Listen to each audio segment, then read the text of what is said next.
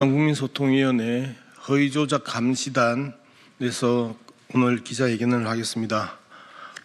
허위조작 감시단장 김동아 의원, 이태영 중앙당 법률위원장, 그리고 저는 감시단장을 함께하고 있는 양문석입니다. 그러면 먼저 김동아 국민소통위원회 허위조작 감시단장의 이야기가 있겠습니다.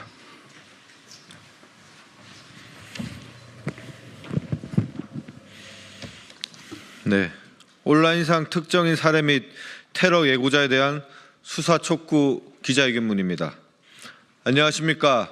더불어민주당 국민소통위원회 산하 허위조작감시단입니다. 지난 1월 19일 새벽 윤석열에 대한 영장 발부 사실이 전해지자 흥분한 구구시위대가 경찰을 폭행하고 서울 서부지방법원의 담을 넘어 유리창을 파손하며 법원 경내로 난입한 119 법원 폭동 사태가 발생했습니다.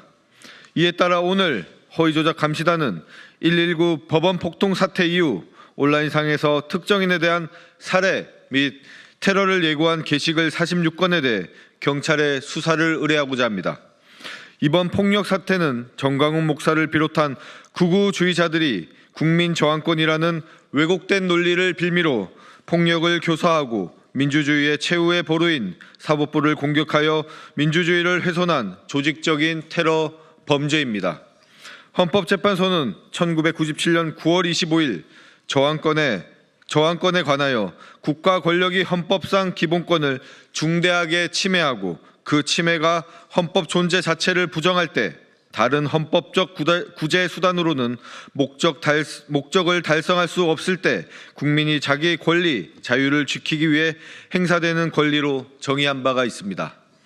그러나 19일 새벽 법원의 구속영장 발부 이후 바실리아 TV, 용만 전성 시대, 락TV 등 극우 유튜버와 지지자들은 형사소송법이 정한 구속 적부심, 상소 등 헌법적 수단을 외면하고 경찰을 폭행하며 법원 유리창을 깨는 등 폭력 행위를 자행했습니다. 이는 명백히 저항권의 범위를 벗어난 폭동과 테러에 해당합니다. 더불어민주당 법률위원회는 이번 폭동을 선동한 극우 유튜버들에 대해 소요 교사죄 및 특수건조물 침입 교사죄 등으로 고발을 검토 중입니다. 소요죄는 1년 이상 10년 이하의 징역이나 금고 또는 1,500만 원 이하의 벌금에 처하며 특수건조물 침입죄는 5년 이하의 징역에 처하는 중대범죄로서 이를 교사한 자 또한 동일한 처벌을 받게 됩니다. 더욱 우려스러운 점은 이들이 폭력에 그치지 않고 온라인에서도 특정인에 대한 살인과 테러를 예고하며 극우 지지자들을 선동하고 있다는 사실입니다. 19일부터 20일까지 민주파출소에 접수된 제보에 따르면 자식 새끼 믹서기로 갈아버려도 시원찮을 X, 매달아 돌팔매질을 해야 돼 등 혐오와 폭력을 선동하는 글들이 다수 유포되고 있습니다. 이러한 행위는 단순한 일탈이 아닌 극우주의자들이 조직적이고 악의적인 범죄입니다. 이러한 행위 역시 법적 처벌을 받을 수 있는 대상이라는 점을 강력히 경고합니다. 경찰은 119 법원 폭동 사태의 가담자뿐만 아니라 온라인에서 특정인에 대해 살인 및 테러를 예고하는 자들에 대한 신속한 수사를 통해 두 번 다시 같은 사태가 재발하지 않도록 엄정히 대처해야 합니다. 이는 극우주의자들에 의해 인위적으로 조장된 조직적인 움직임으로 우리 사회를 혼란과 폭력으로 몰아넣은 민주주의의 단호한 응전입니다.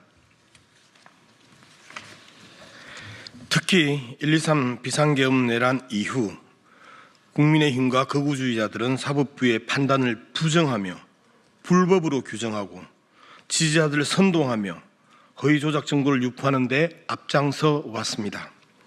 부정선거, 선거연수원 내 중국 간첩 99명 체포, 미국 이송 등 터무니없는 허위 사실들이 난무했으며 극우 행동주의 조직인 백골단을 통해 폭력과 테러를 조장하며 민주주의를 위협해 왔습니다. 국힘은 여당으로서 극단주의자들의 비호를 즉각 중단하고 민주주의 수호를 위한 책임 있는 자세를 보여야 합니다.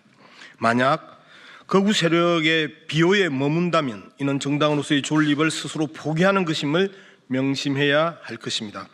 더불어민주당 허위조작 감시단은 민주주의를 훼손하고 극단주의를 조장하는 모든 시도에 대해 타협 없이 강력히 대응할 것입니다. 국가를 분열시키고 혼돈으로 몰아넣은 극우주의자들에게 강력히 맞서 헌법과 법치를 수호하고 민주주의를 지켜내기 위해서 최선을 다하겠습니다. 감사합니다. 25년 1월 21일 더불어민주당 국민소통위원회 허위조작 감시단.